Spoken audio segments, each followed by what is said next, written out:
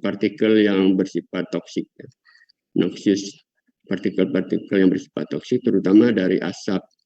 Sebetulnya ini dapat dicegah dan dihindari sebetulnya. Kalau sebagian besar daripada PPOK itu dapat dicegah dan dihindari. Dan ditandai dengan keluhan pada sistem respirasi yang menetap, di mana terjadinya hambatan pada aliran udara. Jadi semua ini terjadi akibat daripada kerusakan daripada saluran napas bawah itu di alveoli dan di saluran. Dan PPOK sekarang menjadi masalah, terus menjadi masalah utama, angka kesakitan dan kematian yang makin meningkat di seluruh dunia. Dan di Indonesia saat ini salah satu beban kesehatan yang ditanggung oleh negara terkait dengan makin meningkatnya kasus PPOK yang terhubung dengan faktor-faktor risiko yang terutama itu sebagaimana sudah kita ketahui adalah merokok. Merokok kan seharusnya dapat dihindari. Dan yang lain meningkatnya polusi daripada udara dan meningkatnya harapan hidup daripada masyarakat. Slide berikutnya, ini mungkin semacam prediksi bahwa pada tahun 2030 akan menjadi problem utama kesehatan nomor 3 sesudah kelainan pada vaskuler, jadi jantung dan saraf, sistem saraf pusat. Dan kita berharap ini tidak terjadi sebetulnya. Seharusnya tidak, karena tadi sudah kita diskusi dari awal itu dapat dihindari sebetulnya, terutama dengan menghindari paparan yang terjadi yang seharusnya tidak perlu seperti merokok. Slide berikutnya. Nah, beban ekonomi yang terjadi akibat daripada PPOK ini menjadi beban pelayanan kesehatan, beban daripada ekonomi. Kita tahu bahwa dalam beberapa pekan terakhir ini dari Kementerian Kesehatan menyampaikan bahwa beban yang ditanggung oleh negara itu semakin meningkat dan terutama dikaitkan dengan hal-hal yang sebenarnya dapat dihindari. Salah satunya PPOK. Slide berikutnya.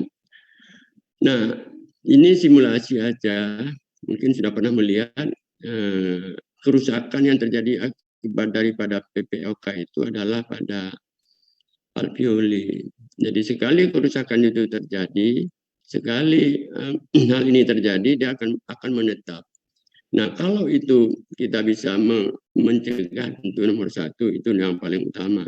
Tapi kalau sudah terlanjur menjadi PPOK, kita berharap tidak jatuh kepada level atau tahap yang lebih berat. Nah, karena akan menjadi eksaserbasi yang berulang dan akan menimbulkan beban pelayanan kesehatan yang akan semakin meningkat. Slide berikutnya, bagaimana katanya goal 2023? Masih sama tentang COPD itu yang tadi sudah kita diskusikan. Jadi suatu keadaan sesak yang menetap, yang memberat dengan aktivitas dan ditandai dengan keluhan batuk yang berulang dan ada faktor risiko yang sudah kita diskusikan pada PowerPoint sebelumnya. Slide berikutnya. Nah, ini yang baru 2023 ini.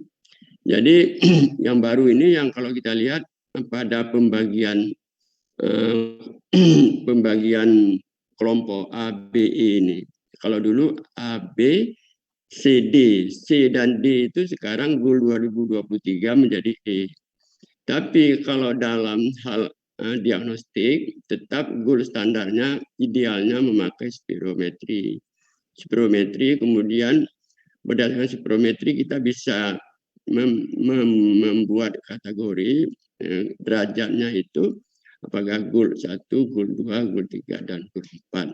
Nah, ini yang penting bagi kita sadari bahwa yang kita coba hindari ini nanti akan ada grafik sesudah ini. GUL 2 ini yang paling riskan. Kalau bolak-balik exacerbasi maka akan makin curang nanti. Oleh karena itu di GUL 1 ini medikamentosa dan protokol pelaksanaan daripada COPD ini harus betul-betul dioptimalkan.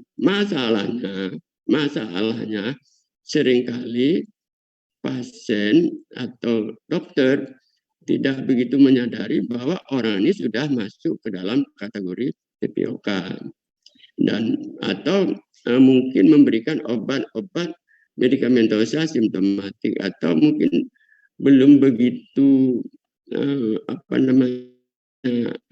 waspada bahwa ini akan semakin berulang exacerbasi, semakin berulang datang ke dokter, lalu memberikan obat-obat medikamentosa yang kemudian tidak membantu mencegah masuk ke tahap grade yang kedua ini. Sementara kalau masuk ke GUL 2 ini, maka akan curam dan semakin meningkat. Nanti akan kita lihat grafiknya. Nah, bagaimana penata laksanaan ideal menurut GUL 2023? Slide berikutnya kita lihat. Nah, sebelum kita memberikan medikamentosa, tentu nomor 1 kita review keluhan, sesaknya, exacerbasinya. Kemudian pemberian obat-obatan. Kemudian ini yang paling penting, non-pharmacological approach. Jadi kita sebagai dokter, terutama di layanan primer, mari kita memberikan waktu lebih kepada pasien kita untuk mengedukasi tentang apa itu PPOK.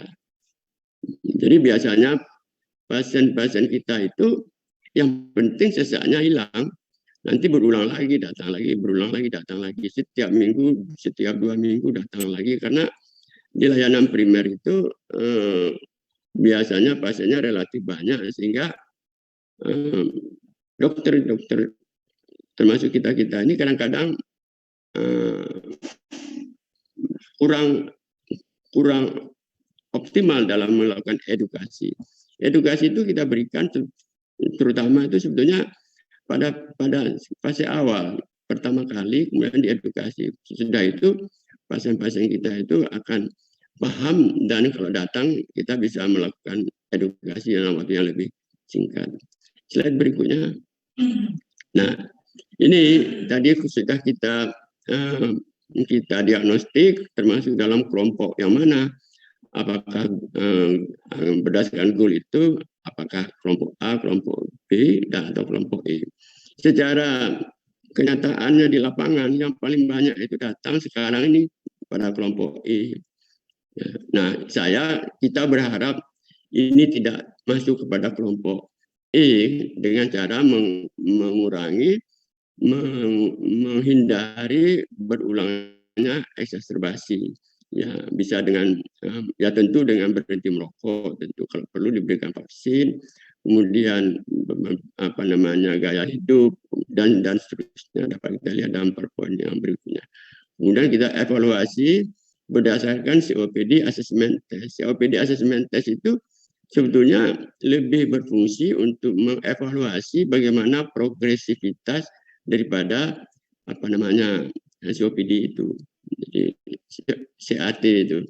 Ini yang paling mudah kita pakai di Indonesia karena sudah dibuat dalam bentuk versi Indonesianya. Ada juga MMRC, tapi yang paling populer. Nanti akan kita tunjukkan COPD assessment test.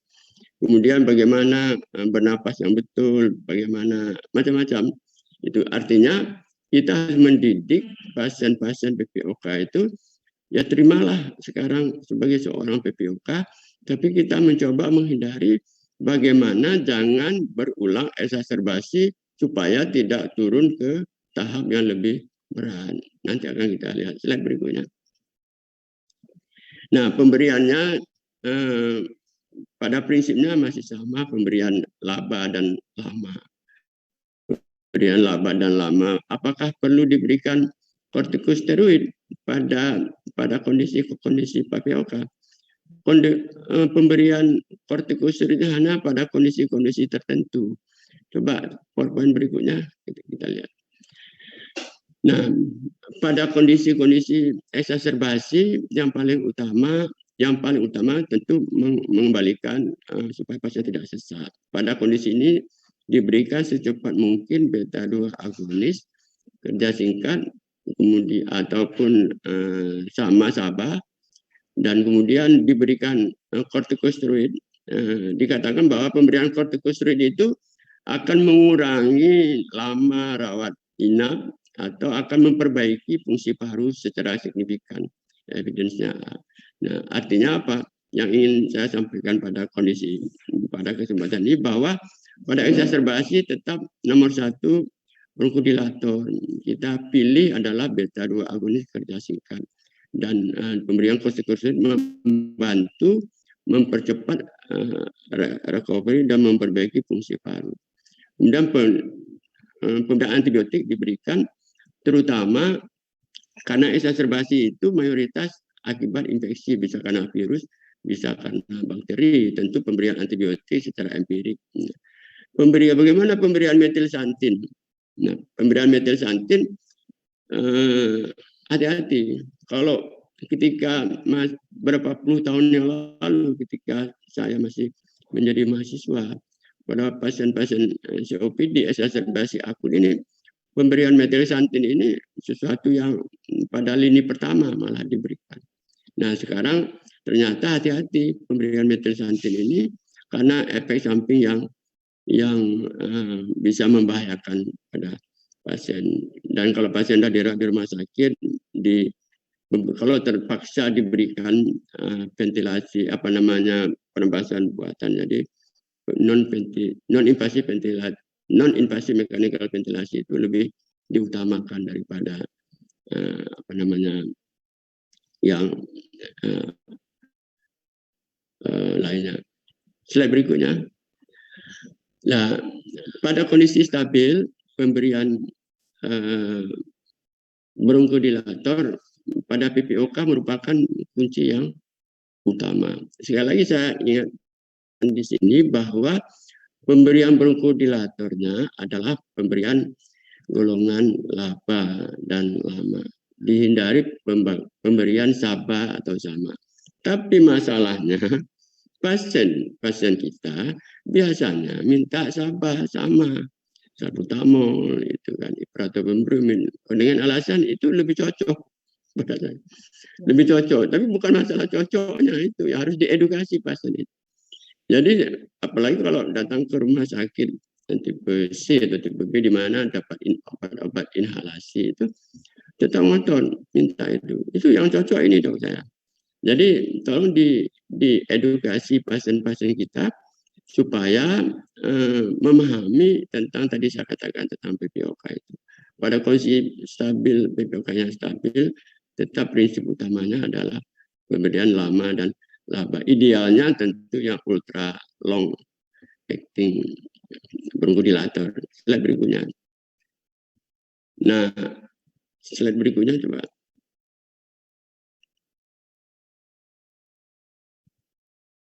Nah, pada kondisi-kondisi pada kondisi-kondisi di mana ini coba kita lihat beberapa obat-obat yang biasa kita pakai di sini. Coba dilihat, dapat kita lihat gitu ya. Pemberian obat ini tidak di semua negara ada. Ini obat medikamentosa yang banyak kita pakai, yang direkomendasikan oleh GOL itu pada kondisi tadi saya sampaikan eksaserbasi akut, maka kombinasi short acting beta 2 agonis dan anticholinergic itu merupakan sesuatu yang sangat membantu pasien. Jadi salbutamol dan ipratropium bromid itu durasi kerjanya 4 sampai 6 jam. Artinya bisa kita berikan setiap 4 atau 6 jam sampai kondisinya teratasi, kemudian dilanjutkan dengan kombinasi daripada laba. Nah, kalau kondisinya sudah makin stabil, maka bisa kita pilih obat medikamentosa yang bekerja selama mungkin. Jadi banyak preparat yang mudah-mudahan akan datang di Indonesia yang bekerja dalam waktu yang lama, jadi 24 jam. Jadi lebih memudahkan daripada pasien dalam mematuhi pemakaian obat-obatan itu. Dan ini beberapa, mungkin banyak di antara yang dalam daftar ini sudah ada di Indonesia. Mari kita memberikan medikamentosa sesuai dengan panduan GUL yang tadi sudah kita diskusikan di awal.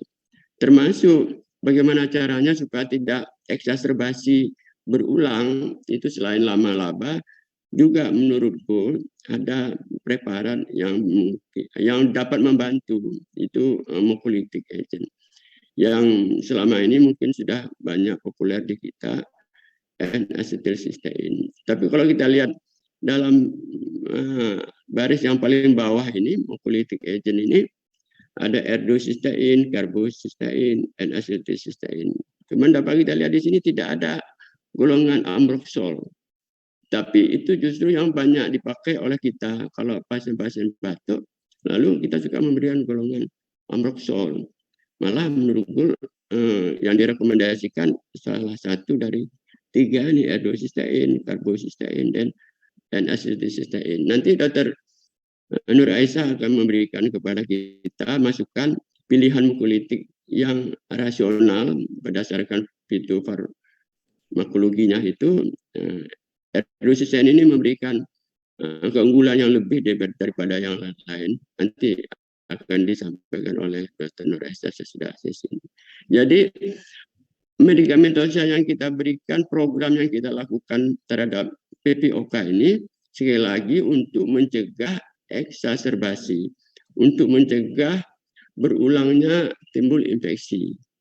Itu yang prinsipnya, karena PPOK tidak disembuhkan, tetapi kita bagaimana meningkatkan kualitas hidup pasien-pasien kita dengan panduan GUL 2023 yang terbaru. Slide berikutnya. Nah, kalau kita lihat pemberian antibiotik tadi dan bronchodilator, nah ini kita lihat bagaimana tadi pemberian kortikosteroid. Apakah ada tempatnya untuk dipakai yang berkelanjutan? Tidak direkomendasikan kecuali pada kondisi di mana pada pasien-pasien yang memiliki background riwayat COPD. Kita tahu bahwa salah satu komorbid daripada asma ketika usia lanjut. Kemudian kadar eosinofil lebih dari 300, kemudian eksaserbasi yang berulang. Terutama diberikan kortikosteroid pada eksaserbasi akut untuk mempersingkat lama rawat inap dan untuk meningkatkan fungsi paru. Sudah banyak penelitian, ini saya tunjukkan beberapa penelitian klasik sebetulnya. Tolong slide berikutnya. Bahwa pemberian slide berikutnya, bahwa pemberian kortikosteroid secara oral ini, secara intravena, memperbaiki fungsi paru. Jadi memperbaiki fungsi paru dan mengurangi lama rawat inap di rumah sakit. Tapi kita tahu bahwa pemberian kortikosteroid secara intravena atau secara oral itu memiliki efek samping yang cukup banyak. Oleh karena itu, dengan kemajuan teknologi yang sekarang kita miliki, maka seharusnya pemberiannya dapat diberikan secara inhalasi. Salah satunya, slide berikutnya, pemberian salah satu pilihannya sudah banyak dipakai selama ini. Slide berikutnya, pemberian budesonide. Budesonide akan membantu memperbaiki fungsi paru dan akan memperbaiki daripada belum.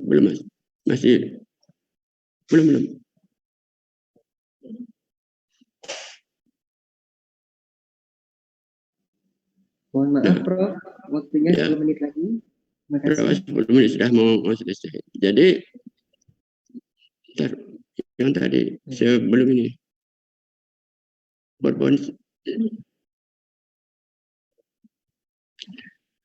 Nah, pemberian budesonid akan membantu mempersingkat lama rawat inap dan membantu akan memperbaiki fungsi paru.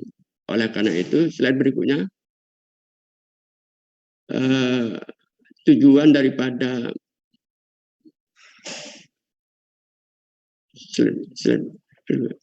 tujuan daripada PPOK, terapi PPOK terutama untuk tadi telah kita sampaikan mengurangi eksaserbasi, memperbaiki keluhan. Slide berikutnya ini sudah. Kenapa ini penting? Slide berikutnya.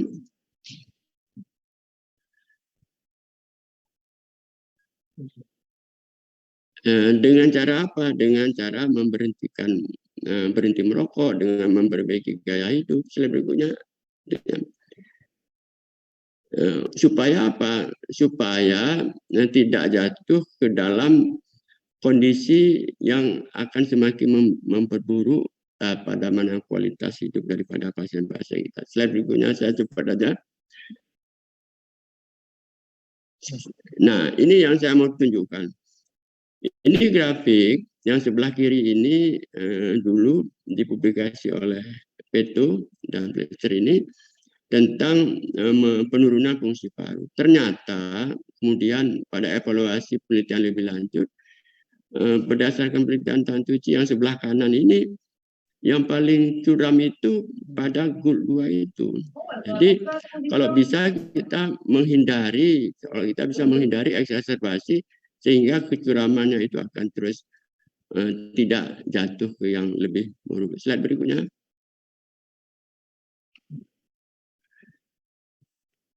Dengan cara apa kita evaluasi? Dengan ini COPD assessment test yang mari kita pakai dalam kegiatan sehari-hari, membutuhkan waktu sedikit menanyakan kepada pasien bagaimana batuknya hingga apakah dia bisa tidur, apakah merasa. Jangan lupa orang PPOK ini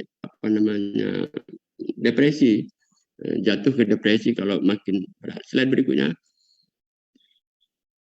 Nah, ini yang mau saya tunjukkan akibat kalau eksaserbasi berulang. Jadi nanti Dr. Nuraisa akan membantu kita memilih oral medikamentosa selain tadi lama-laba untuk mencegah eksaserbasi. Artinya apa? Kalau makin berulang eksaserbasi, maka faktor risiko daripada pasien ini akan lebih tinggi dan bisa meninggal seketika kapan dengan tanpa ada tanda-tanda yang signifikan. Slide berikutnya. Slide berikutnya. Sekali lagi sebelum saya tutup, saya menghimbau kepada kita semua dalam menghadapi pasien sehari-hari tetap mengingat prinsip-prinsip utama dalam pelayanan pasien, harus tetap menghargai dan respect terhadap pasien, kemudian lakukan yang terbaik, jangan sampai membahayakan pasien, kemudian harus melakukan secara objektif ya, dengan semaksimal mungkin memberikan fasilitas pelayanan kesehatan walaupun di layanan primer. Tapi kalau kita memahami tentang prinsip-prinsip pelayanan PPOK, kita bisa membantu pasien-pasien kita tidak jatuh kepada grade yang lebih tinggi.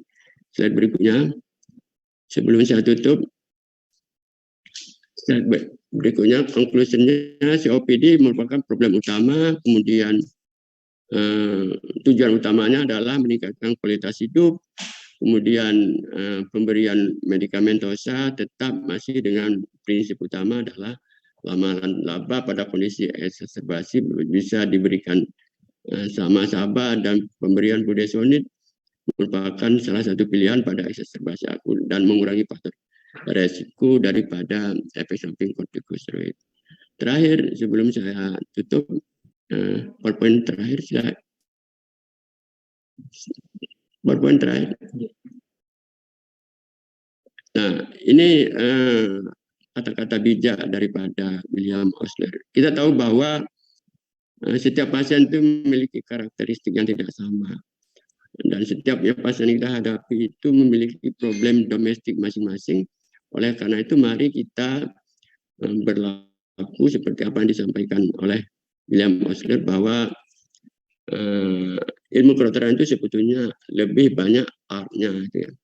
Dan ini harus kita ingat bersama-sama. Ini foto sebelah kiri ini saya mau tunjukkan, ini Profesor Yunus, Ketua Kolegium Perhimpunan Dokter Paru Indonesia, salah satu expert dalam bidang COPD. Ini foto 10 tahun yang lalu ternyata sudah berlalu. Dan waktu itu protokol GOLD tidak sama dengan COPD, GOLD tidak sama dengan sekarang. Saya mau mengatakan itu. Artinya generasi yang tahun 2013 ini dengan sekarang kalau tidak mengupdate maka akan tertinggal, dan yang dirugikan siapa? Pasien kita sendiri. Dan tentu kita berharap kita dengan ilmu yang diberikan oleh Allah Subhanahu wa taala dapat memberikan yang terbaik sebagai bahagian daripada amal ibadah kita di hadapan Allah Subhanahu wa taala. Demikian dari saya, mudah-mudahan bermanfaat terutama untuk saya sendiri dan untuk kita semua dalam melayani pasien sehari-hari. Saya kembalikan kepada moderator Dr. Zaid Muhsin. Baik, terima kasih Prof. Sangat menarik materinya, semoga bermanfaat bagi kita semua. Baik, bagi teman sejawat sekalian, di webinar ini telah bergabung sebanyak 292 peserta saat ini. Teman sejawat sekalian luar biasa, sangat antusias. Dan diberitahukan bagi peserta yang ikut akan mendapatkan 3 SKP yang akan dikirim ke email masing-masing. Mungkin lebih kurang 2-3 minggu prosesnya, nanti akan dikirim ke email masing-masing. Dan linknya akan di-share di akhir acara. Mohon terus bergabung sampai dengan acara selesai. Terima kasih. Bagi peserta yang jika ada pertanyaan akan boleh disampaikan di kolom Q&A, nanti akan dibacakan setelah pembicara kedua. Baik, kita lanjutkan ke pembicara yang kedua, Dr. Aisyah Wardani, spesialis paru yang berbicara tentang manajemen penyakit paru obstruktif kronis dengan terapi oral. Untuk kurikulum vitae dari Dr. Nur Aisyah Wardani, spesialis paru. Beliau lahir tanggal 27 Januari 1975. Beliau sekarang berumur 48 tahun. Pada tahun 1999 lulus Fakultas Kedokteran Universitas Diponegoro Semarang, dan pada tahun 2014 lulus Fakultas Kedokteran Prodi Pulmonologi dan Kedokteran Respirasi atau spesialis paru. Kepada Dr. Aisyah kami persilahkan. Waktunya 30 menit dari sekarang. Ya, terima kasih Dr. Said. Assalamualaikum warahmatullahi wabarakatuh. Terima kasih atas kesempatan yang diberikan kepada saya. Saya ucapkan untuk RSI Jemur Sari serta tentunya yang mensupport acara ini, PT Dexa Medica. Semoga acara ini bisa bermanfaat, ya, membawa manfaat di sela-sela hari-hari santai. Kita harus tetap menimba itu, insya Allah berkah. Terima kasih tadi kepada Prof. Mulyadi sudah merefresh mengenai update terapi PPOK yang ada sedikit perubahan pengelompokan. Okay. Kemudian sebagaimana yang disampaikan tadi, bisa di slide-nya boleh dimulai. Oke. Ya, sebagaimana yang tadi disampaikan oleh Prof. Mulyadi bahwa prinsip dari pemberian terapi PPOK itu bagaimana pasien bisa terkontrol untuk sesaknya dan tidak menjadi lebih berat yang menyebabkan bisa dia lebih fatal, ya. Nah, di beberapa tadi terapi sudah disampaikan oleh Prof. Mulyadi dari LAMA, LABA, terus kemudian ada kortikosteroid, golongan kemudian ada juga mukolitik, ya. ada golongan santin juga. Nah, kali ini saya mendapat kesempatan untuk menyampaikan mengenai terapi yang mukolytik.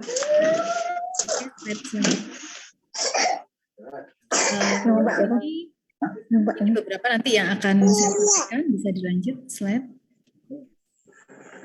Ini punya Tadi sudah disampaikan oleh Dr. Mulyadi bahwa sebelum kita memberikan tata laksana PPOK, sebenarnya kita juga selain melihat ya otomatis ya kita untuk mendiagnosis PPOK itu dia masuk kategori berapa, dia masuk di grup berapa, sehingga kita bisa menentukan ini kita mulai akan kita berikan terapi apa. Tetapi jangan lupa juga pada pasien-pasien misalkan datang ke kita, oh sudah diberikan sesuai dengan guidelines, ternyata kok pasiennya tidak membaik. Kita tambah, bukan seperti itu, bukan langsung kita lakukan penambahan seperti itu, tetapi kita harus kembali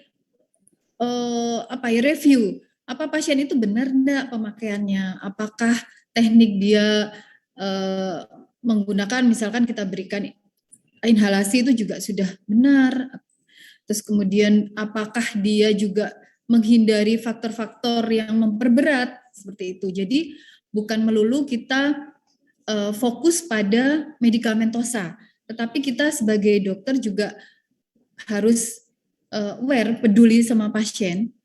Di balik itu, obat-obat itu, apakah pasien ternyata masih melakukan hal-hal yang seharusnya dihindari. Bisa dilanjutkan slide-nya. Ke next slide. Ya. Jadi pada pasien PPOK yang sering kali mengalami eksaserbasi, itu lama-lama dia akan jatuh pada kondisi yang semakin parah, ya. Jika dia semakin sering frekuensinya, kemudian durasinya juga lama.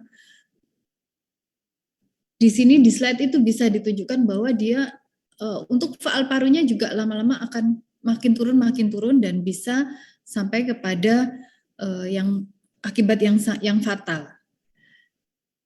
Ya, itulah yang saat ini yang harus kita hindari. Jadi bagaimana kita bisa memanage atau terapi pasien untuk tidak jatuh ke kondisi yang semakin parah. Lanjut. Slide. Ya. Apa sih yang terjadi pada pasien pada saat dia eksaserbasi? Ya, pada saat eksaserbasi PPOK itu ada terjadi inflamasi, kemudian oksidatif stres, ya, yang otomatis semuanya itu akan menurunkan fungsi dari paru. Ya, jika kita ukur dengan spirometri pasti akan turun. Slide lanjut. Nah, ini beberapa yang tadi sudah disampaikan. Jadi ada inflamasi, kemudian stres oksidatif meningkat, dan juga bisa berisiko terjadi kolonisasi bakteri yang meningkat. Ya. Sehingga risiko-risiko itu yang perlu kita atasi atau kita manage. Ada tidak sih sesuatu agent atau obat yang bisa memanage faktor-faktor yang terjadi itu, ya? Bisa yang dia mungkin bisa berfungsi sebagai mukolitik, bisa juga sebagai antioksidan maupun anti-inflamasi dan yang bisa bersinergi dengan antibiotik sehingga kondisi yang terjadi pada eksaserbasi PPOK-nya itu segera teratasi. Ya, PPOK eksaserbasinya bisa segera teratasi dan kembali stabil. Slide berikutnya. Apa bahayanya kalau terjadi hipersekresi mukus, ya? Pada pasien PPOK dengan eksaserbasi tadi kan terjadi hipersekresi mukus. Nah, yang terjadi yang bahayanya itu adalah bisa terjadi penurunan dari faal paru otomatis ya karena dia menutup saluran nafas. Kemudian hipersekresi mukus juga berkaitan dengan infiltrasi dari sel inflamasi yang tentu saja itu akan memperberat dari inflamasi yang terjadi. Kemudian sputum yang menumpuk ya, mukus atau sputum yang menumpuk di saluran nafas otomatis menghambat dari masuknya obat inhalasi di saluran nafas.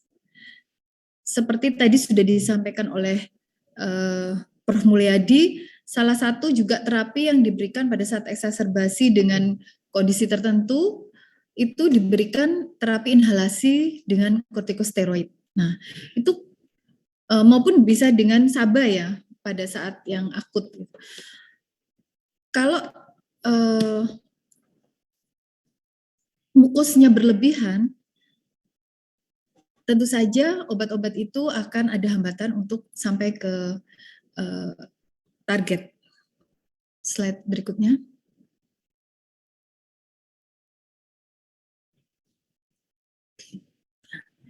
Ini beberapa obat yang direkomendasikan untuk pasien-pasien PPOK berdasarkan GOLD 2023. Tadi juga sudah disampaikan oleh Prof. Mulyadi. Ya, ada beta 2 agonis, antikolinergik, metilsantin, LABA, LAMA, seperti itu. Dan yang terakhir juga ada agen mukolitik. Dalam hal ini ada 3 yang direkomendasikan, yaitu erdostein, karbosistein, dan N-asetilsistein. Kali ini saya akan mencoba menyampaikan mengenai mukolitik yang erdostein. Slide berikutnya. Ya. Erdostein merupakan senyawa molekul yang merupakan turunan tiol dan dapat berperan sebagai resipien elektron. Dia fungsinya bisa menurunkan radikal bebas melalui reaksi oksidasi sehingga berperan sebagai antioksidan yang powerful ya. Jadi di sini erdostein itu istimewa karena dia ada efek antioksidannya, ada antiinflamasi, mempunyai efek mukoaktif dan bisa sebagai antibiotik enhancer. Slide. Ini adalah studi, ada penelitian dengan berblind. Erdostein mempunyai efek antioksidan dengan cara meningkatkan kadar glutathione yang diperiksa pada cairan bronkoskopi, hasil bronkoskopi atau cairan bal namanya ya.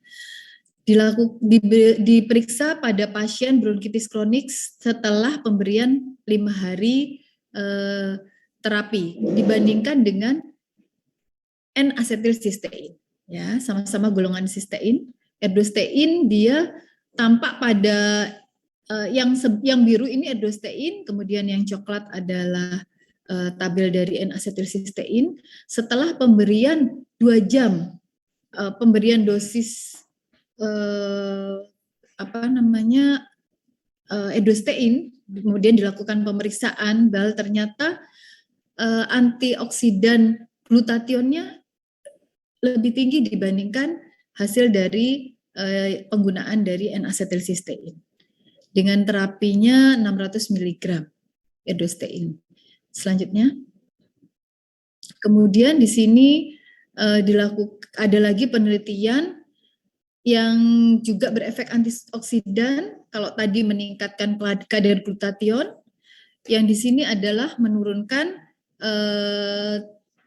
8-isoprosten ya, isoprosten selama 10 hari.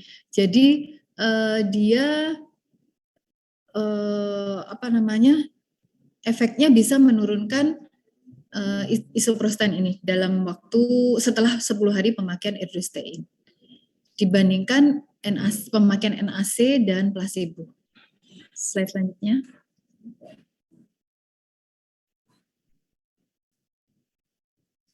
Ya. sudah disampaikan tadi di depan bahwa edostein itu merupakan senyawa molekul yang turunan tiol yang memiliki gugus bebas SH yang aktif bekerja sebagai antioksidan. Ya, bisa meningkatkan glutathione. Lanjut, sudah dijelaskan tadi. Ya. Kemudian ini ada studi lagi yang lain, ya dia sebagai mukolitik. Jadi selain sebagai antioksidan, edostein juga bisa berfungsi sebagai mukolitik. Di dalam hal ini penelitian ini menyebutkan bahwa edostein bisa menurunkan viskositas putum lebih baik dibandingkan NAC.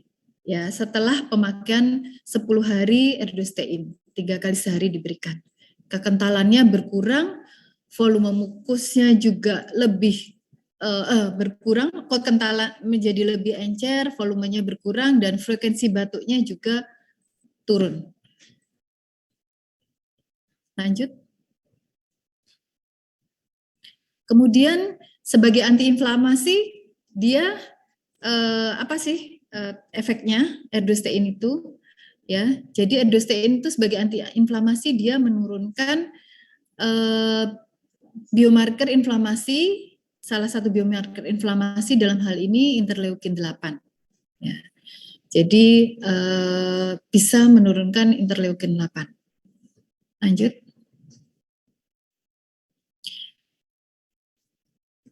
Untuk yang studi ini, edostein juga memiliki efek sebagai penguat dari efek antibiotik, ya, atau antibiotic enhancer.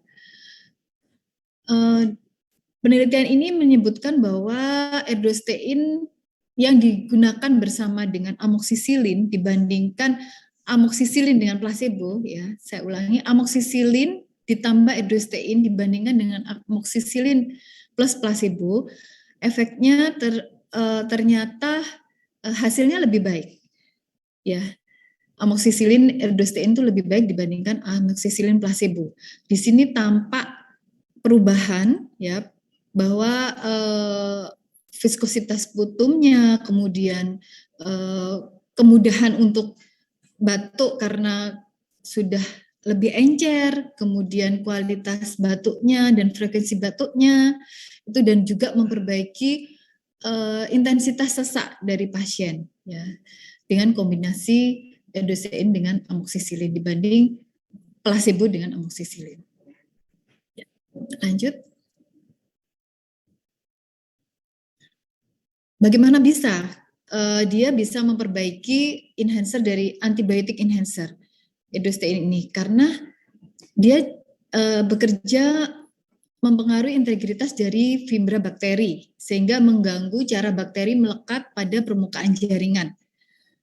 Yang pertama seperti itu, ya, jadi mempengaruhi dari integritas fibra dari bakteri. Kemudian yang kedua, edostein juga dapat mengganggu pembentukan biofilm yang biofilm dari kuman, ya.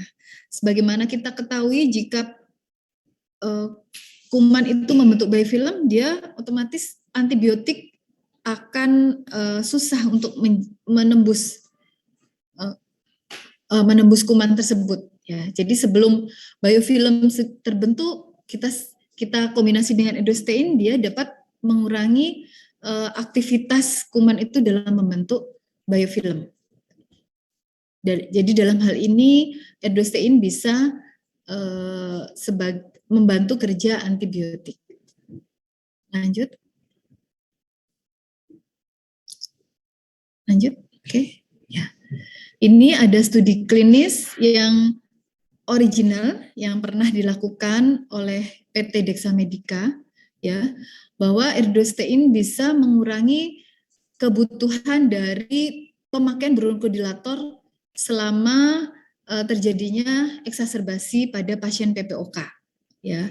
Di sini pemberiannya diberikan 300 mg 2 kali sehari dibandingkan dengan placebo selama 7 hari, ya. Jadi pada penelitian ini pasien-pasien yang saat pasien-pasien PPOK yang terjadi eksaserbasi diberikan edostein dengan ditambahkan terapi standar levofloxacin dan bronkodilator, ternyata penggunaan bronkodilator bisa berkurang dan lamanya eksaserbasi juga berkurang. Lanjut.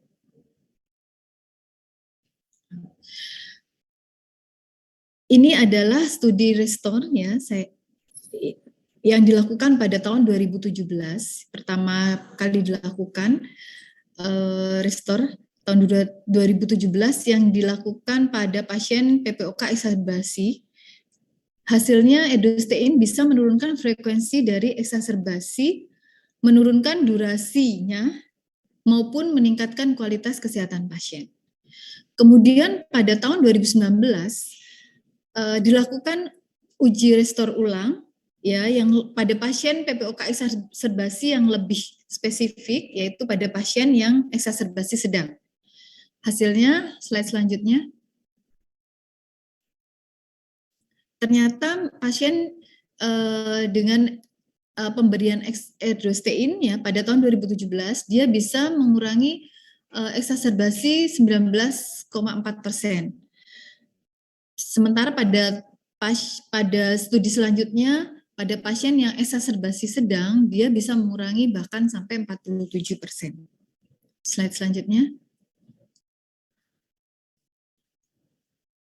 Untuk durasinya juga bisa berkurang ya pada pasien dengan eksaserbasi segala macam eksaserbasi dia turun sampai 24,6%, kemudian dengan pada pasien dengan penelitian pada pasien yang eksaserbasi sedang bisa turun sedikit lebih tinggi, bisa menurunkan angka durasi eksaserbasinya sampai 26%.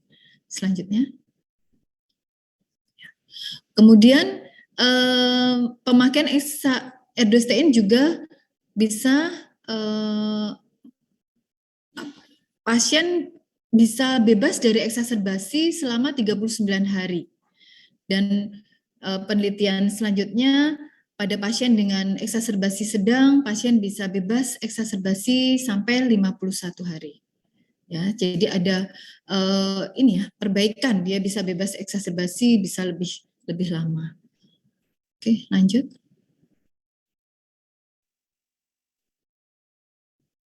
Slide selanjutnya.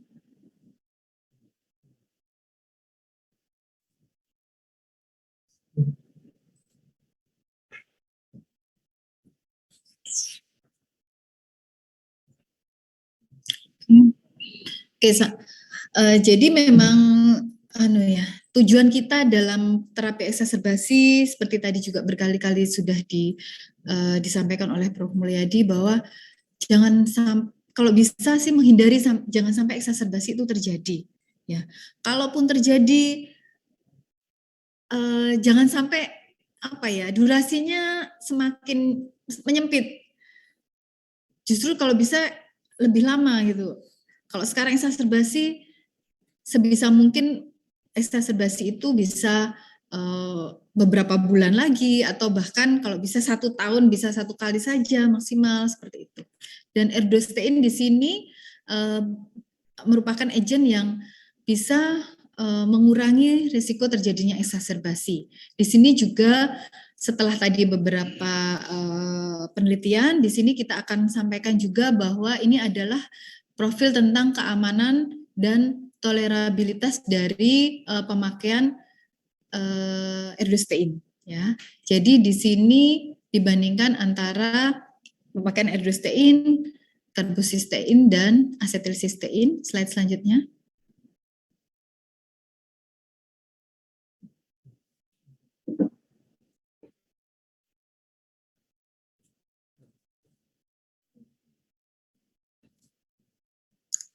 Aman enggak edostein itu? Efeknya bagus, efeknya banyak, banyak perbaikan pada pasien-pasien PPOK. Tetapi apakah dia aman buat pasien? Di sini ada beberapa penelitian. Ya, ini penelitiannya menyebutkan bahwa dia ternyata menurunkan risiko dari terjadinya eksaserbasi. Kemudian ini tadi sudah saya sampaikan, menurunkan juga durasi maupun menurunkan jumlah atau lamanya pasien rawat inap pada saat eksaserbasi, ya. Jadi pasien ini efeknya. Kemudian untuk safety-nya bisa di slide selanjutnya.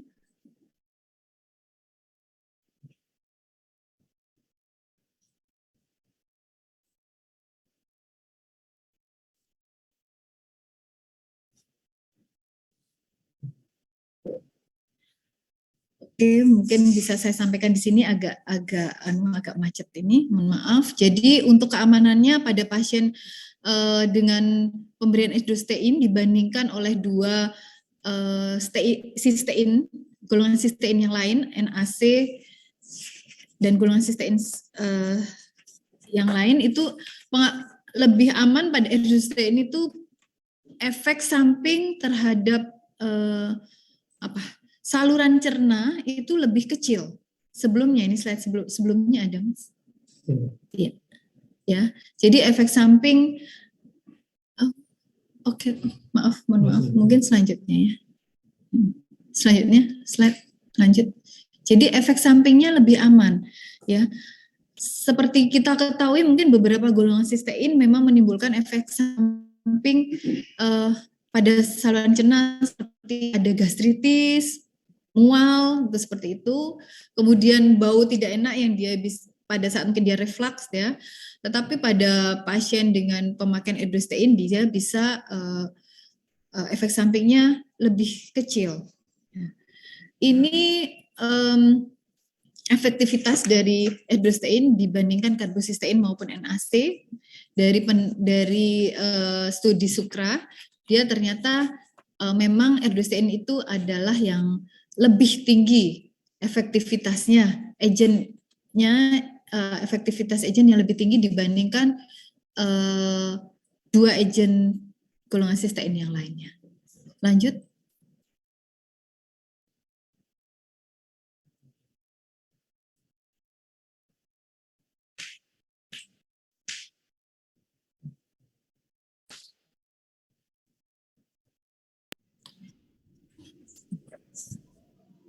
Mohon maaf dokter, waktunya 5 menit lagi. Iya. Ya, oke, sebentar saya ini kan, mohon maaf ya. Ya, jadi efek samping untuk golongan sistein itu bisa beberapa efek samping, ya. Untuk ke saluran nafas sendiri pun juga ada efek samping, tetapi pada pasien dengan Edostein seperti saya sampaikan tadi, efek sampingnya lebih rendah. Ya. Kemudian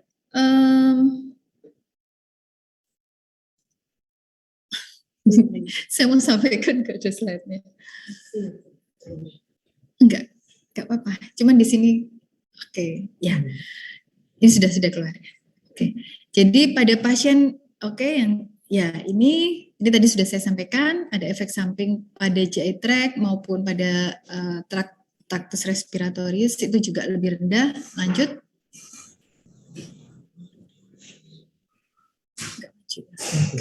Ya, pada pasien PPOK yang tidak menerima terapi, ini pada pasien juga yang tidak menerima terapi ICS, kemudian dengan terapi rutin menggunakan mukolitik, mati lagi ya.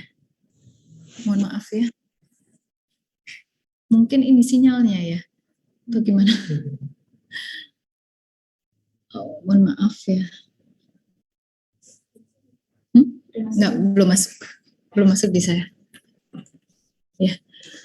Pada pasien PPOK yang Edostein menunjukkan efek yang signifikan pada pasien eksaserbasi dengan penggunaan ICS. Ya, hari ini menunjukkan bahwa Edostein merupakan pilihan mukolitik pada pasien PPOK, baik pasien yang menggunakan atau tidak menggunakan ICS, karena dia bisa menurunkan risiko eksaserbasi dan bisa meningkatkan kualitas kesehatan dari pasien. Oke, lanjut. Ya, Edostein secara klinis terbukti bekerja sebagai antioksidan, antiinflamasi dan mukolitik ini ya take home message-nya. Edostein secara klinis terbukti bekerja sebagai antioksidan, antiinflamasi, mukolitik, dan bersinergi dengan antibiotik. Efikasi penggunaan edostein khususnya PPOK dapat menurunkan jumlah eksaserbasi, menurunkan durasi eksaserbasi, dan menambah hari bebas dari eksaserbasi. Kemudian edostein di sini juga memiliki manfaat yang sama pada pasien PPOK yang baik yang menggunakan ICS maupun yang tidak menggunakan ICS. Ya. Kemudian keamanannya juga memiliki efek samping yang lebih minimal dibandingkan golongan sistein yang lainnya, terutama pada efek samping saluran nafas maupun di saluran pencernaan. Gitu saya kira. Terima kasih. Saya kembalikan kepada moderator. Baik, terima kasih dokter atas materinya, sangat menarik karena terapi oral ini juga masih banyak atau masih ada di beberapa paskes bisa kita temukan dengan pesan yang sangat menarik, jangan sampai eksaserbasi berulang dan durasinya semakin menyempit pada pasien-pasien PPOK. Baik, untuk teman sejawat sekalian semua diingatkan kembali nanti link akan di-share pada akhir acara. Mohon terus bergabung karena akan mendapatkan 3 SKP bagi peserta, dan bagi peserta yang ada pertanyaan-pertanyaan bisa disampaikan di kolom Q&A setelah masuk ke sesi diskusi. Nah, sebelum masuk ke sesi diskusi ada 10 menit kita berikan kepada sponsor kita dari PT Dexa Medica, kepada Bapak Kusmas Nurhadi Indrawan SSI. Kami persilahkan waktunya 10 menit dari sekarang. Baik, terima kasih Dr. Said. Saya mohon izin untuk sharekan slide-nya terlebih dahulu. Jadi, Assalamualaikum warahmatullahi wabarakatuh. Yang terhormat jajaran direksi beserta manajemen Rumah Sakit Islam Jemur Sari dan juga seluruh panitia webinar pada pagi hari ini.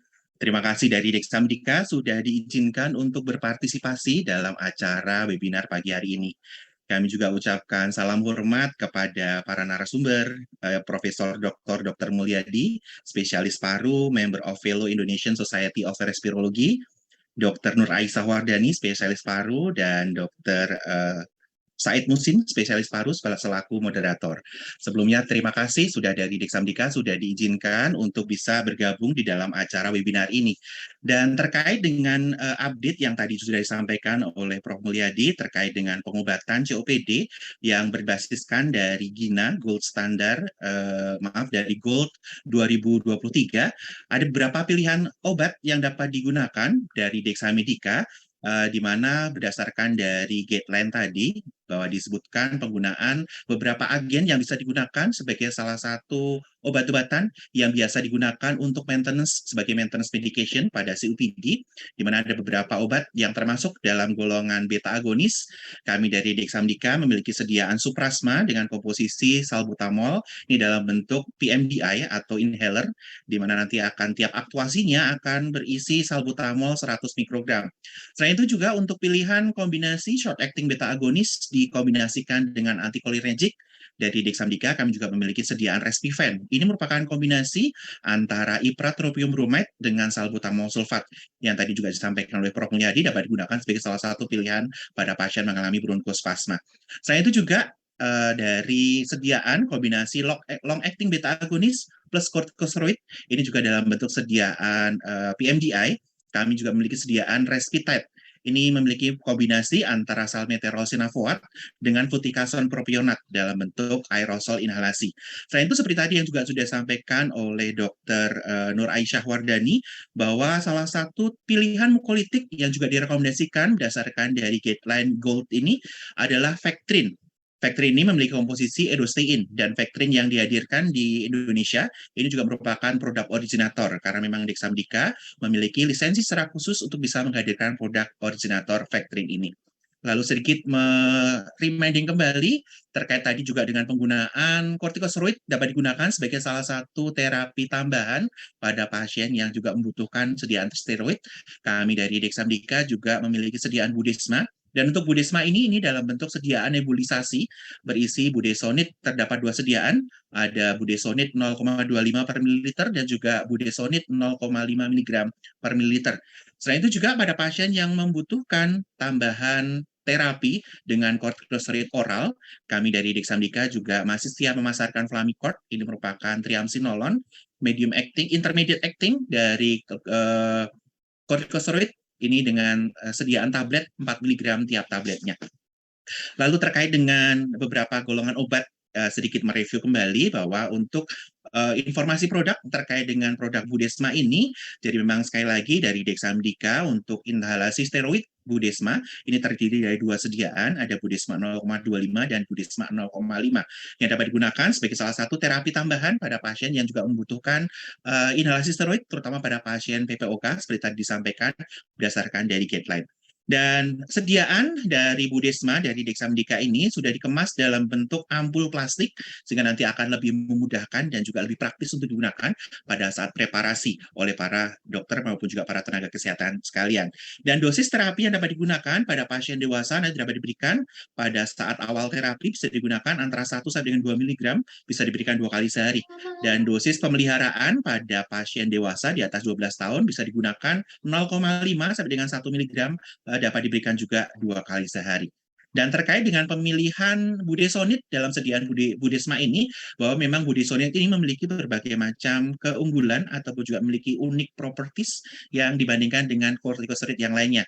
Di mana budesonid ini memiliki lipofilisitas yang cukup baik sehingga nanti akan memungkinkan dapat terpenetrasi ke dalam sel epitel saluran pernafasan, termasuk juga sampai terpenetrasi ke dalam bronchial tree. Jadi nanti juga akan memberikan benefit pada pasien mengalami PPOK. Selain itu juga memiliki potensi anti inflamasi atau potensi steroid yang cukup tinggi, di mana ini memiliki potensi lebih dari 1000 kali lebih kuat dibandingkan dengan kortisol pada umumnya. Sehingga nanti juga dapat efektif sebagai salah satu terapi untuk menurunkan hyperresponsiveness dari saluran pernafasan.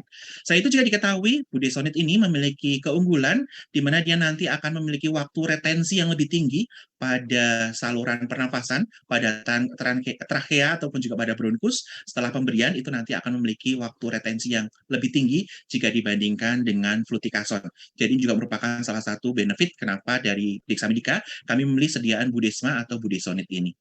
Lalu terkait dengan sediaan yang lainnya dari Dexamdika yaitu adalah Respitate. Respitate ini merupakan kombinasi antara salmeterol-tenofovir dan juga fluticasone propionat. Ini merupakan kombinasi antara lama dengan steroid. Jadi nanti dapat digunakan juga pada pasien yang mengalami COPD ataupun juga pada pasien yang memang membutuhkan kombinasi antara penggunaan bronchodilator dengan steroid ini. Dan saat ini tersedia dengan 2 sediaan, Respitate 125 dan juga Respitate 250. Di mana juga terbukti dari berbagai macam studi klinis dengan menggunakan kombinasi antara salmeterol-tenofovir dengan fluticasone propionat, ini akan memberikan tingkat terapi ataupun juga tingkat keberhasilan terapi yang lebih baik, di mana nanti ini juga akan mendapatkan berdasarkan dari salah satu studi bahwa proporsi pasien yang mengalami switching pengobatan dengan menggunakan Respitate ini lebih rendah. Artinya ini Respitate ini ataupun juga kombinasi salmeterol dan fluticasone ini memberikan efikasi yang lebih baik dibandingkan dengan sediaan yang lainnya. Jadi juga merupakan salah satu keunggulan dari penggunaan Respitate ini. Kemudian juga pada pasien yang membutuhkan leukotriene antagonis, kami dari Dexamdika juga masih setia memasarkan Monarin. Monarin ini merupakan dengan komposisi Montelukast 10 mg tiap tabletnya. Dapat digunakan sebagai salah satu terapi pada pasien yang memang membutuhkan leukotriene antagonis, misalnya untuk pencegahan pada bronkokonstriksi akibat olahraga, nanti dapat diberikan dengan dosis 1 tablet bisa dikonsumsi 2 jam sebelum melakukan aktivitas. Selain itu juga terkait dengan penggunaan steroid oral, seperti tadi disampaikan bahwa triamcinolone atau Flamicort dari Dexamdika ini merupakan salah satu agen kortikosteroid yang dapat digunakan. Nanti dengan dosis bisa menyesuaikan kondisi klinis pasien antara 4 sampai dengan 8 mg. Dan triamcinolone ini nanti tiap stripnya akan berisi 10 tablet triamcinolone ini atau Flamicort ini. Kemudian terkait dengan penggunaan bronkodilator, seperti yang disampaikan bahwa Dexamethasone juga masih setia memasarkan Suprasma, ini merupakan golongan short acting beta agonis, dan juga Respifen, ini merupakan kombinasi antara iperatorpium bromide dengan salbutamol sulfat, yang juga dapat digunakan sebagai penata laksanaan bronkospasme reversible yang berkaitan dengan pasien yang mengalami penyakit paru obstruktif kronis.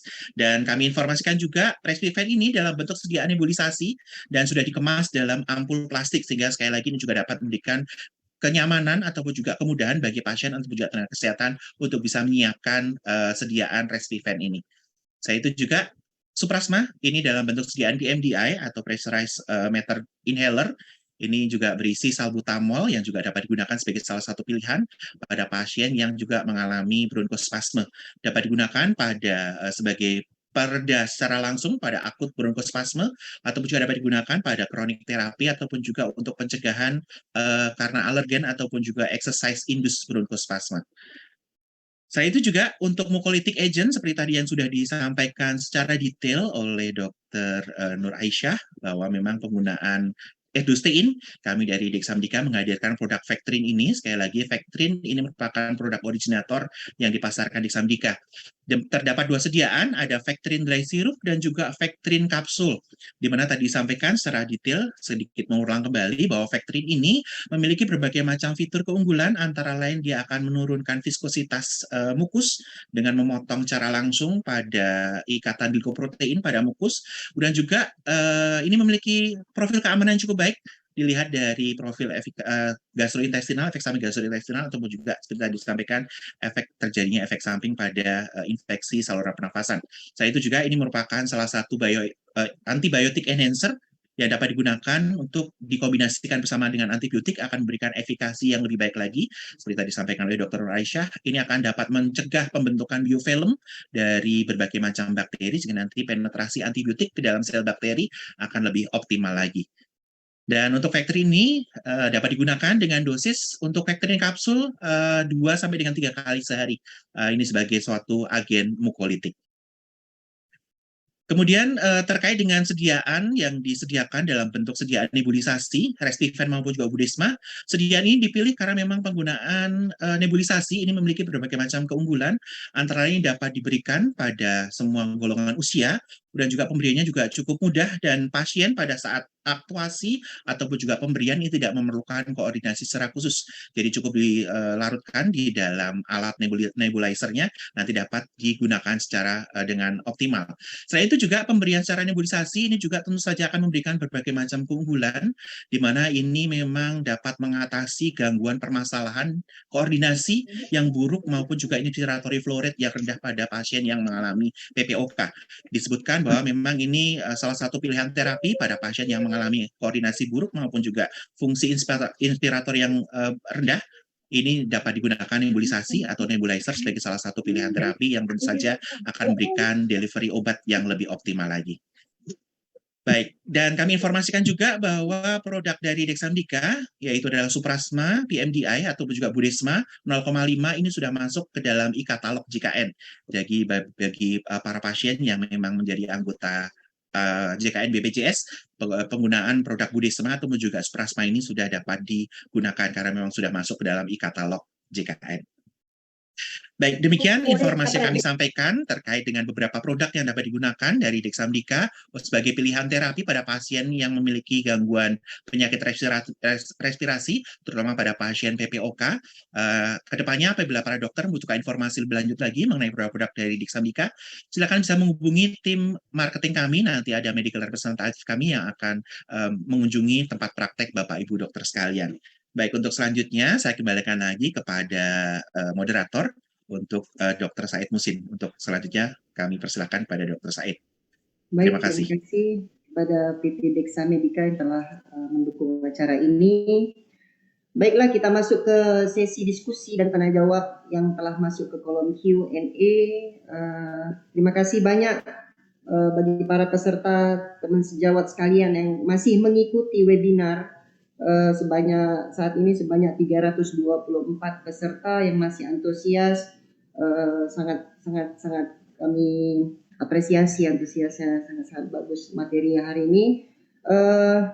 Baiklah, ini ada pertanyaan dari FK Unhas. Kita gabung dengan Dr. Sri Rezeki sebab pertanyaannya hampir serupa. Berapa lama steroid inhalasi pada pasien PPOK dengan eosinofil lebih daripada 300 dan obat yang telah diberikan atau yang lagi dikonsumsi LABA, LAMA plus ICS.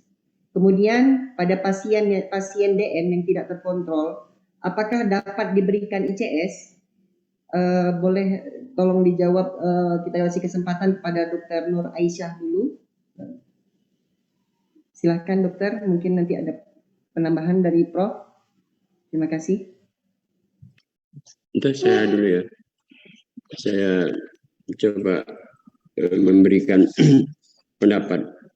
Yang pertama tentang pemakaian kortikosteroid pada pasien PPOK. Jadi memang dari hasil penelitian sampai sekarang direkomendasikan pemakaian kortikosteroid pada kondisi eksaserbasi akut untuk mempersingkat masa lama rawat inap dan untuk memperbaiki fungsi paru FEV1, dan itu sudah dianggap sangat membantu pasien. Nah, pertanyaannya bagaimana cara pemberiannya dan apa preparat yang direkomendasikan. Kalau pemberian menurut GOL itu dapat diberikan secara oral atau intravena ekuivalen dengan prednison 40 mg per hari selama 5 hari. Tapi ada penelitian pendapat yang lain dari Walters mengatakan bahwa pemberian lebih dari 7 hari atau kurang dari 7 hari hasilnya kurang lebih sama. Nah, pertanyaannya bagaimana pada pasien-pasien yang memiliki komorbid seperti diabetes? Tentu pemberian inhalasi yang paling aman. Dalam hal ini pemberian kelompok budesonide yang sudah tadi saya presentasikan itu memberikan efek yang signifikan. Karena tetap nomor satu pertanyaannya lagi berapa lama, tentu terkait dengan klinis. Nah, kita juga tidak bisa memungkiri bahwa pasien PPOK itu kan tidak berdiri berulang-ulang. Biasanya sudah mulai timbul penyulit. Yang paling kita harap hipertensi pulmonar dan jatuhnya kepada kor pulmonale. Lalu kita menganggap kadang-kadang ini resistensi, padahal komorbid yang lain itu mungkin sudah mulai muncul.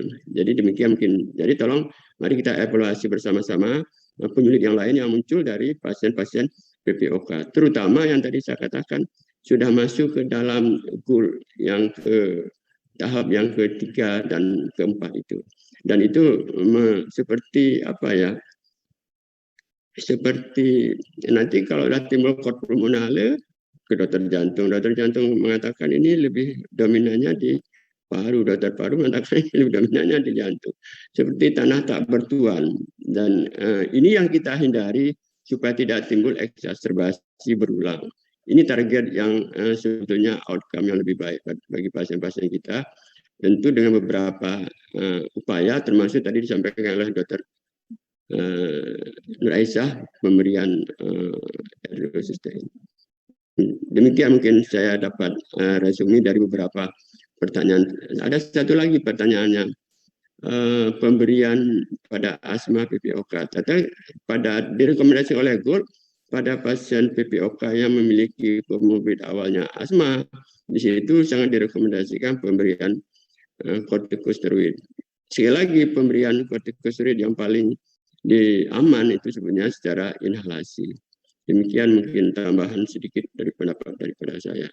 Ada lagi tadi pertanyaan tentang apakah bisa di UGD dipakai kuesioner PUMA. Jadi sekali lagi saya katakan mengikuti GUL bahwa diagnostik PPOK itu nomor satu berdasarkan klinis, yang kedua berdasarkan GUL standarnya spirometri. Dan ada satu lagi pemeriksaan daripada fototorak MPC mati selang. Adapun COPD assessment test apapun kuesioner yang lain itu hanya sebagai evaluasi terhadap progresivitas yang terjadi. Jadi tidak bisa kita pakai sebagai screening sebagai awal, tapi tetap klinis dan faktor risiko seperti disampaikan oleh GOL tadi itu. Demikian pendapat dari saya. Terima kasih, moderator. Terima kasih, Prof. Terima kasih banyak, sangat jelas dan gamblang yang diberikan oleh Prof. Mungkin ada tambahan sedikit dari Dr. Nur Aisyah? Atau kita lanjutkan pertanyaan lanjutan dari penjelasan Prof tadi. Dari Dr. Levi, Prof, di Solo. Untuk pertanyaannya, kita kan menegakkan pasien PPOK dengan spirometri buat standarnya. Nah, kalau keterbatasan alat spirometri di daerah, bagaimana, Prof? Apakah ada cara lain? Terima kasih. Ya, kalau menegakkan diagnostik PPOK, idealnya dengan spirometri. Idealnya. Kenapa perlu spirometri? Kita kepingin tadi goal 1, 2, 3, 4 itu sebetulnya. Tapi tanpa spirometri sebetulnya secara klinis kita bisa menegakkan diagnostik PPOK berdasarkan nomor 1 faktor risiko. Faktor risiko yang kedua klinis. Klinisnya pasien PPOK itu khas, tentu harus kita evaluasi apakah ada penyerta yang lain, misalnya kelainan kardiovaskuler. Kemudian dari fototorak, umpamanya kadang-kadang sering kita tumpang tindih dengan sindrom obstruksi pasca TB. Tolong kita evaluasi fototorak. Kita tahu bahwa kita insiden tuberkulosis salah satu yang tertinggi di dunia. Dan pasien-pasien post terapi TB itu gejalanya mirip sekali dengan PPOK. Jadi dalam hal ini tetap klinis nomor 1, faktor risiko nomor 2, nomor 1 pada risiko, kemudian klinis yang ketiga pemeriksaan penunjang fototorak. Nah, pada pasien-pasien PPOK itu khas fototorak emfisematus lang, kemudian diafragmanya tenting, kemudian kalau umpamanya di sana ada riwayat pengobatan tuberkulosis, mungkin lebih tepat kita anggap itu sebagai sindrom obstruksi pasca TB. Tapi pemeriksaan spirometri sebetulnya bukan sesuatu yang mewah sekarang ya. Idealnya di pusat pelayanan, bahkan di pelayanan primer maksudnya sudah ada, dan itu tidak lagi kompetensi hanya pada dokter spesialis, tapi bahkan dokter layanan primer, dokter umum harusnya bisa melakukan itu, sebagaimana juga melakukan pemeriksaan EKG pada screening chest pain dan lain sebagainya. Demikian mungkin masukan dari saya. Terima kasih. Baik, mungkin ada tambahan dari Dr. Nur Aisyah? Dipersilakan. Mungkin kalau untuk spirometri belum ada di fasilitas layanan primer itu, sekarang ada itu yang peak flow meter ya. Itu kan bisa digunakan secara sederhana untuk bisa mengetahui faal paru juga di situ. Bentuknya kecil, bisa dibawa kemana-mana. Itu mungkin kalau belum ada spirometri itu bisa memakai peak flow meter. Bisa ditambahkan. Saya kira kalau beli juga harganya murah itu ya. Iya, dokter. Baik, ini ada satu pertanyaan, dokter. Kita tujukan ke Dr. Nur Aisyah. Pertanyaannya, di praktek sehari-hari ini, dokter, pasien PPOK seperti Prof. Mul jelaskan tadi, salah satu gejalanya kan ada batuk nih. Jadi apa pilihan terapi yang paling sesuai, dan kemudian apabila pasien mengalami infeksi, apa pemilihan antibiotik yang paling tepat? Baik dok, dipersilakan.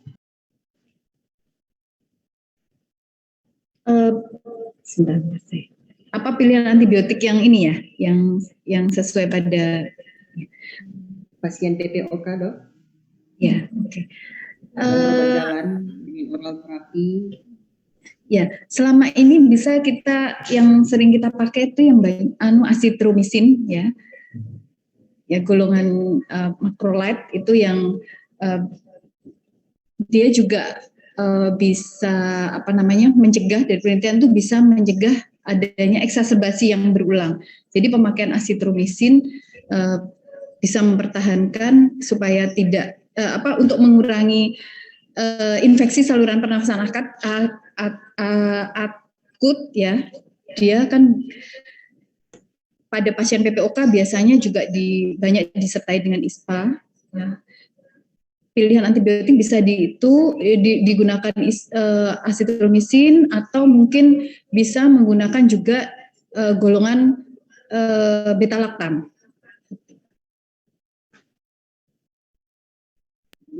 Baik dokter, untuk pemilihan obat batuknya dok, untuk pasien rawat jalan seperti di Poli banyak kasus nih dok di tempat kita, obat oralnya seperti itu dok. Oke, iya. Ini adalah biasanya pada pasien PPOK atau pasien asma yang mengalami eksaserbasi, biasanya memang ditandai dengan produksi mukus yang berlebih. Ya, dia salah satu tanda eksaserbasi itu kan jumlah batuknya bertambah, sesaknya bertambah maupun produksi mukus berlebih. Jadi dalam hal ini kita diberikan obat batuk yang mukolitik, yang sifatnya mukolitik. Jangan dulu diberikan antitusif karena memang sudah ada produksi mukus ya. Untuk pemilihannya bisa dengan erdostein, bisa seperti yang tadi diberikan, atau mungkin dengan, kalau pada PPOK ya yang terbaik yang tadi itu golongan sistein, dalam hal ini erdostein. Ya, kalau memang belum ada, mungkin di wilayah itu saya kok belum ada ya dok yang seperti obat itu ya, mungkin tugasnya PT Diksa ini ya mengadakan. Ya, kalau belum ada bisa digunakan mukolitik yang lainnya. Mungkin Ambroxol bisa ya kalau terpaksa tidak ada. Tetapi yang baik itu memang kalau rekomendasinya dari GOLD itu adalah golongan sistein. Baik, mungkin ada tambahan dari Prof. Ada tambahan juga pertanyaan Prof. Yang tadi mohon dilanjutkan, mungkin ada tambahan dari Prof. Agar tidak terjadi perburukan, Prof. Bagaimana? Apakah? Ya, mungkin saya tambahkan sedikit dari Anda sebagai dokter Reza. Pada PPOK itu paling banyak eksaserbasi itu paling sering itu kena ada infeksi, dan pemilihan antibiotik tentu secara empirik. Ada faktor komorbid misalnya. Pilihannya adalah beta-laktam, tadi sudah saya sampaikan, kemudian makrolet, kemudian jangan lupa fluoroquinolone respirasi. Itu yang prinsip pemilihan antibiotik pada pasien-pasien PPOK eksaserbasi.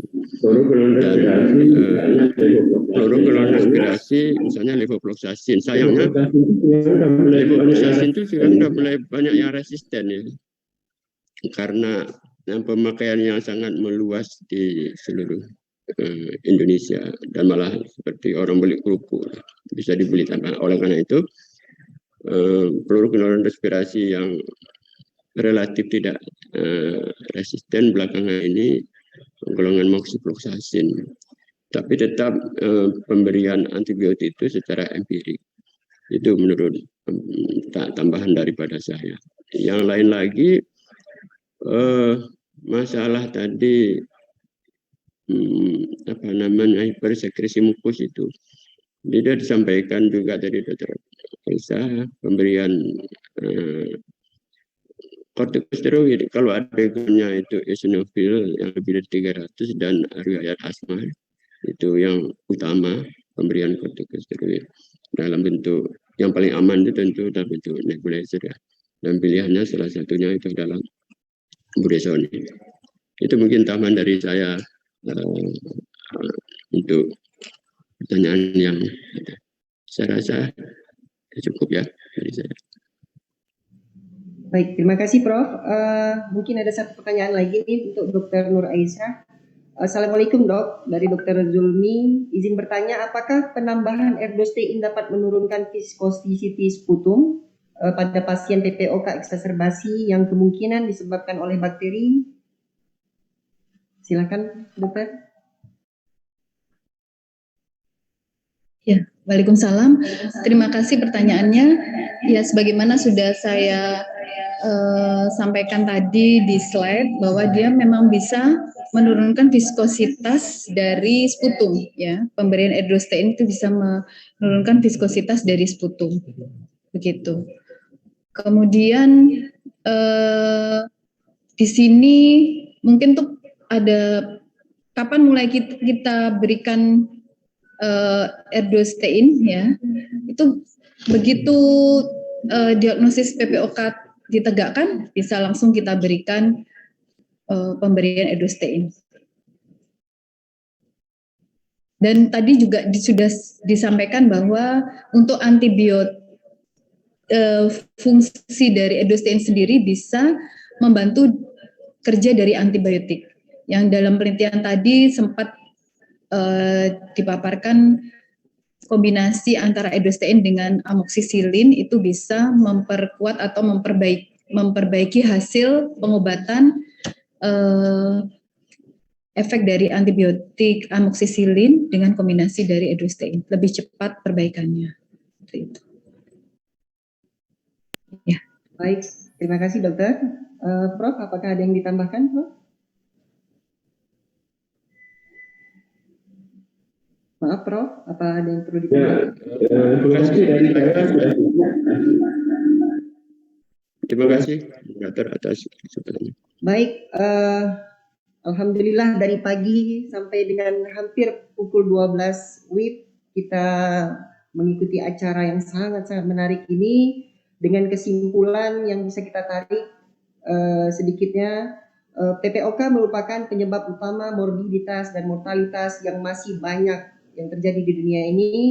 Kemudian kualitas hidup pada pasien PPOK akan terganggu dengan semakin tingginya tingkat keparahan penyakit dan menurunnya produktivitas pasien dan dampaknya ekonomi yang buruk.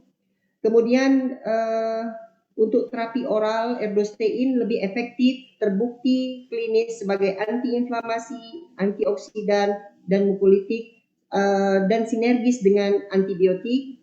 Kemudian bronkodilator jangka panjang atau lama lebih efektif digunakan. CAT atau COPD assessment test sangat membantu untuk memilih tata laksana yang tepat pada pasien PPOK. Alhamdulillah acara telah selesai, semoga menjadi manfaat bagi kita semua dan dapat meningkatkan kualitas dan penata laksanaan yang tepat bagi pasien-pasien kita. Saya ucapkan dari moderator, saya ucapkan terima kasih banyak kepada narasumber, Prof.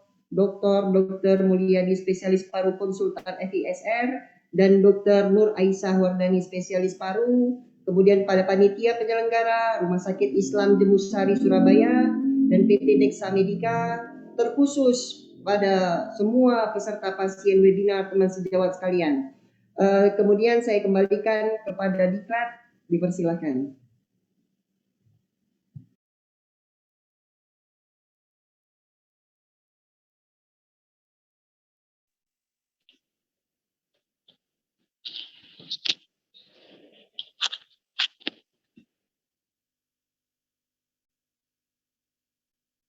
Baik, terima kasih kami sampaikan untuk Dr. Said Musil serta semua pemateri kita di webinar siang hari ini. Luar biasa sekali acara webinar hari ini. Semoga ilmu yang bermanfaat bisa kita peroleh. Kami dan tim mohon maaf bila ada yang kurang berkenan. Sekali lagi kami informasikan untuk sertifikat ber-SKPID akan dikirim lewat email masing-masing. Untuk link presensi dan evaluasi bisa dilihat di kolom chat sebagai syarat mendapatkan SKP, sertifikat. Baik, kami tutup acara webinar siang hari ini dengan bacaan Alhamdulillahirrabbilalamin. Sekali lagi, webinar ini terselenggara dari kerjasama RSI Surabaya Jemursari dengan PT Dexa Medica.